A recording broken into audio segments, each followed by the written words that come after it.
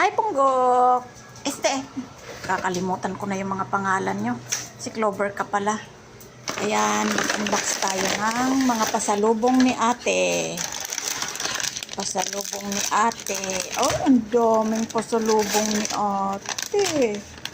Ayan, favorite. Chicken strawberry. Mga dental sticks para sa pusa. Ayan, meron din si Kisame pala. Yan, dami. Ang dami na naman, Choco. Chocong makulit. Hindi ka naman kumakain ng dugpod. Ayan, meron lang pa. Mga dilata. So, ayan. Ang pasalubong ni ate. Yan. Daming pasalubong ni ate.